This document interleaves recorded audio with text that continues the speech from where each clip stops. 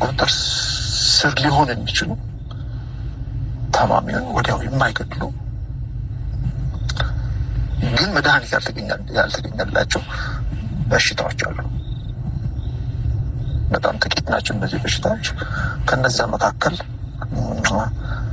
አንዱ ነው እሳቸውን እያሰቃያቸው የሚገኘው ማለት ነው። ኮሎኔል ፈንታው ሙሃቤ በሚታከም ግን በማይድን በሽታ የሚሰቃይ ግለሰብ ነው። ይህን የሚናገሩት አቶ እስክንድር ነጋ ናቸው። እሳቸው በፋኖ ትግል ውስጥ መንቀሳቀስ መጀመራቸውን ተከትሎ የፋኖ ኃይሎች ትግላችን ተጓቷል ሲሉ መስማት የተለመደ ግን የተሰለቸ ነገር ሆኗል።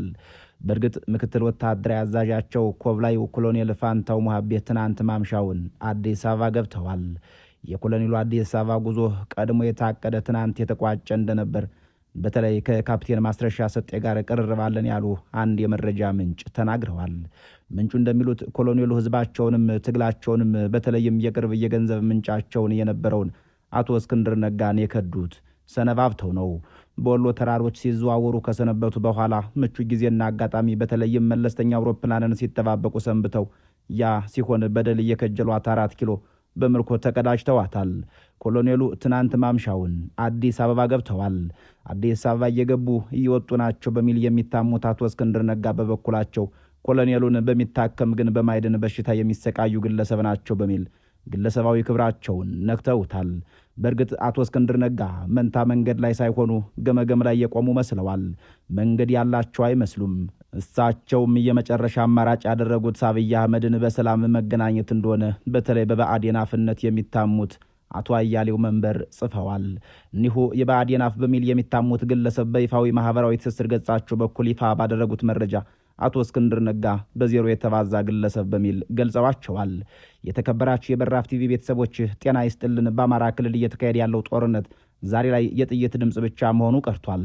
ይልቁንም ማን ለማን ታማኝ ነው የሚለው ጥያቄ የትግሉ ትልቁና አስፈሪው ፈተና ሆኗል።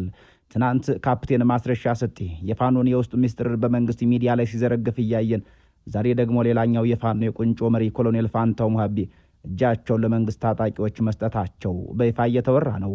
ይህ ሰው በበረሃው የፋኖ ትግል ውስጥ ትልቅ አሻራ የነበረው በንግግሮቹ የታጋዩን የሚያነሳሳና ለመንግስትም ትልቅ ራስ ምታት የነበረ መሪ እንደሆነ ይነገርለታል። ዛሬ በዚህ ዘገባችን የኮሎኔሉን የትግል ውጣ ውረድ፣ በየመድረኩ ያደረጓቸውን ለአስጨራሽ ንግግሮችና አሁን ወደ ክህደት አምርተዋል ለተባለው ወሬ ሰበብ ሊሆኑ የሚችሉ ነጥቦችን የቀድሞ አለቃቸው አቶ እስክንድር ነጋን ምላሽ ጨምሮ በዝርዝር እንመለከታለን። አብራችሁን ቆዩም። የሕክምና ባለሙያዎች ትሪተብል በት ኖት ኪውረብል የሚሏቸው የበሽታ አይነቶች አሉ።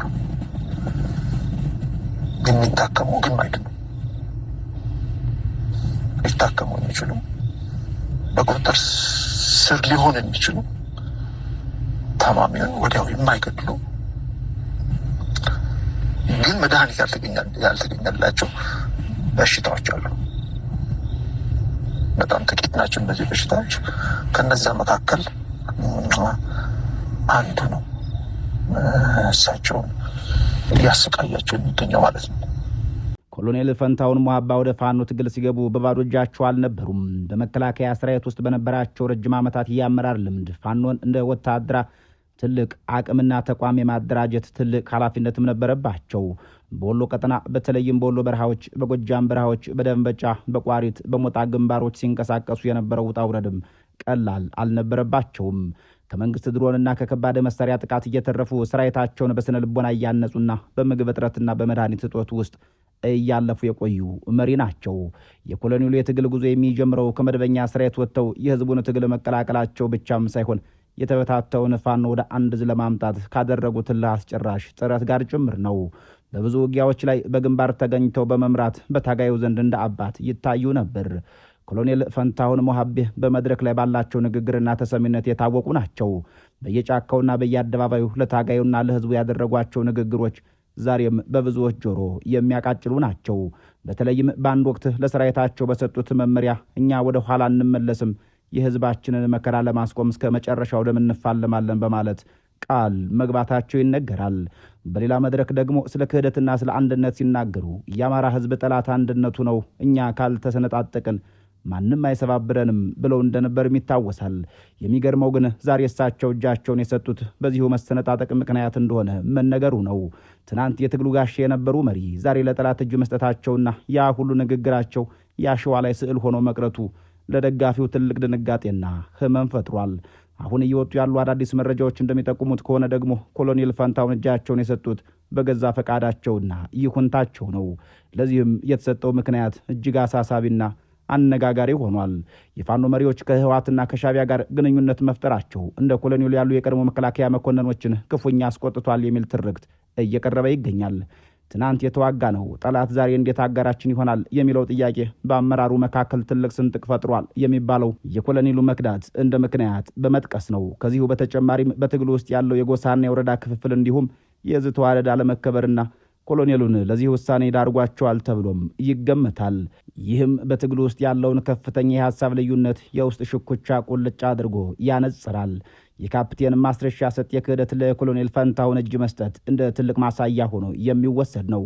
ኮሎኔሉ ትናንት ማምሻውን በሰማይ በቅንጡ አውሮፕላን በመሬት ደግሞ እጅግ በቅንጡ መኪና የተቀበላቸውም ያ የቀድሞ የበረሃ ጓዳቸው ዛሬ ደግሞ የክህደት ጓዳቸው ማስረሻ ሰጤ ነው። ማስረሻ ሰጤ በአንድ ወቅት የፋኖ ቁንጮ አመራር ተደርጎ ይወሰድ የነበረ ግለሰብ ቢሆንም አሁን ግን ታሪኩ ተገልብጧል። ማስረሻ እጁን ለመንግስት መስጠቱ ብቻም ሳይሆን በአሁኑ ሰዓት በመንግስት ሚዲያዎች ቀርቦ የፋኖን ሚስጥሮች፣ የውጊያ ስልቶችና የአመራር ድክመቶችን በዝርዝር እየዘረገፈ ይገኛል። ይህ ከሃዲነት በትግሉ ሰፈር ላይ ትልቅ ጥላ ጥሏል። ትናንት ሚስጥር አደራ የተባለው መሪ ዛሬ ያንኑ ሚስጥር ለመንግስት አሳልፎ መስጠቱ በደጋፊው ዘንድ ትልቅ ቁጣን ፈጥሯል።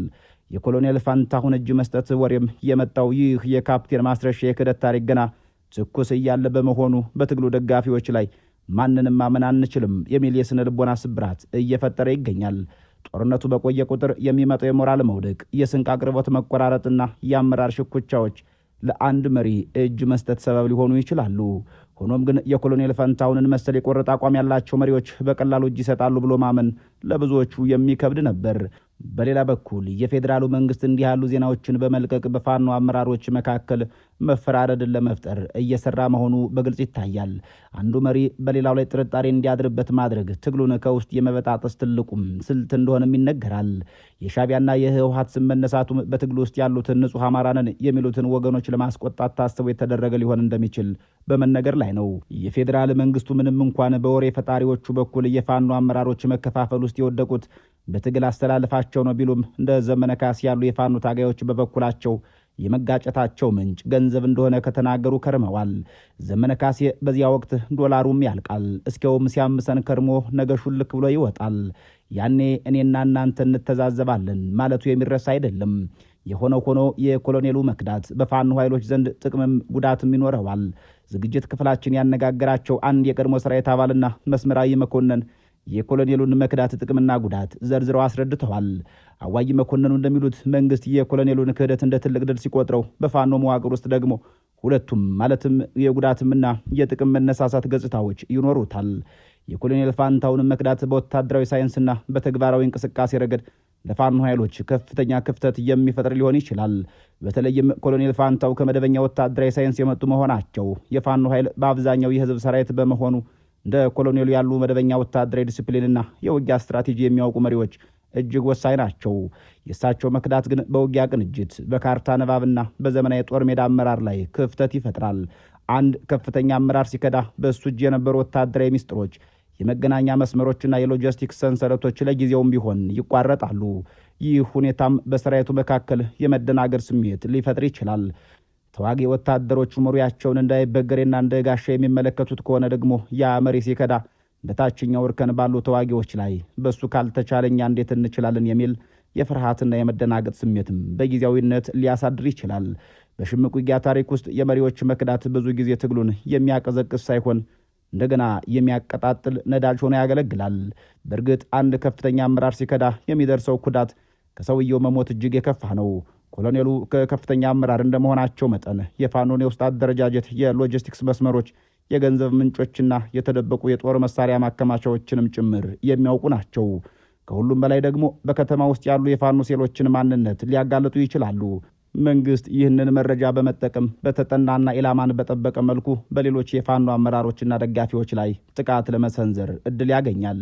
መሪ ሲሞት ወታደሩ ይቆጫል፣ መሪ ሲከዳ ግን ወታደሩ ይደናገራል፣ እንዲሁም ይጠራጠራል። እሱ ለዚህ ዓላማ መቆም ካቃተው እኔ ለምን እሞታለሁ የሚል ጥያቄም በታጋዩ ዘንድ ይፈጠራል። ይህ ሁኔታ በሰራዊት ውስጥ መተማመንን ይሸረሽራል። ታጋዮች እርስ በርስ በመጠራጠር የትግል ወኔያቸው እንዲቀዛቀዝ ሊያደርግ ይችላል ይላሉ። መንግስት የኮሎኔሉን መክዳት እንደ ትልቅ የፖለቲካ ካርድ ይጠቀምበታል። ትግሉ ተስፋ ስለሌለው አመራሮቹ እየገቡ ነው፣ እናንተም ግቡ የሚል መልእክት ለማስተላለፍም ይጠቀምበታል። ይህ ፕሮፓጋንዳ በተለይ አዲስ ሊቀላቀሉ ያሰቡ ወጣቶችንና በጥርጣሬ ላይ ያሉ አባላትን ተስፋ በማስቆረጥ ከትግሉ እንዲርቁ የማድረግ እድሉም ከፍተኛ ነው ይላሉ። ምንም እንኳን መክዳት ትልቅ ኪሳራ ቢሆንም በሽምቅ ተዋጊዎች እይታ ክስተቱ ወደ መልካም አጋጣሚ የሚቀየር የሚቻልባቸው መንገዶችም አሉ ይላሉ። በትግል ውስጥ በጽናት የማይቆምና ዓላማውን በውል ያልተረዱ ሰዎች መኖራቸው ለትግሉ አደገኛ ነው። የኮሎኔሉ መውጣት ለፋኖ የውስጥ ማጣሪያ ሆኖ ያገለግላል።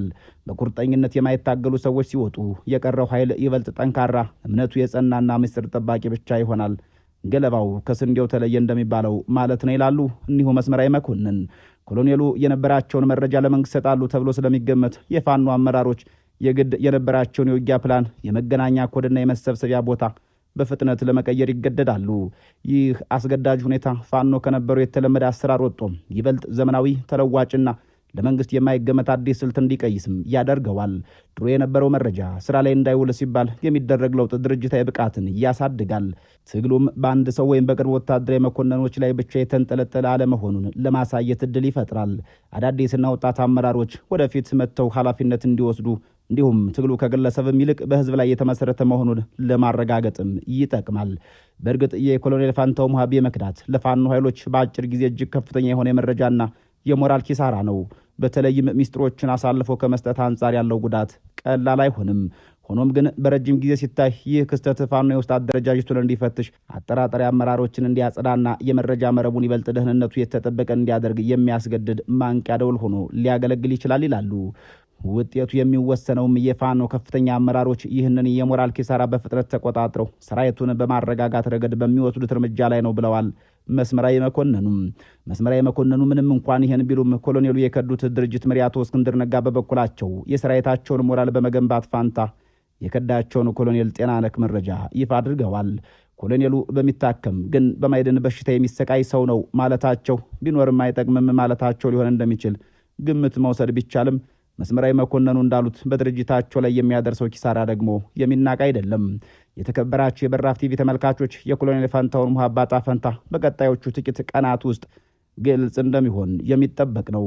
ልክ እንደ ማስረሻ ሰጤ በመንግስት ሚዲያ ብቅ ብለው ሚስጥር ይዘረግፋሉ ወይስ የክልሉ ሚሊሻ ኃላፊ ሆነው ወይም የክልሉ ሰላምና ደህንነት ኃላፊ ሆነው ወይም ሌላ ስልጣን እርከን ላይ ሆነው ከቀድሞ አለቃቸው ጋር ይገጥማሉ? መልሱን ጊዜ ይፈታዋል። አንድ ነገር ግን ግልጽ ነው። በፋኖ አመራሮች መካከል ያለው አንድነት አሁን ትልቅ ፈተና ላይ ወድቋል። በግልባጩ ደግሞ የፋኖ አንድነት መግለጫ ብቻ እንደቀረው የሚናገሩት ተበራክተዋል። ሰናይ ጊዜ በመመኘት እንሰናበታለን።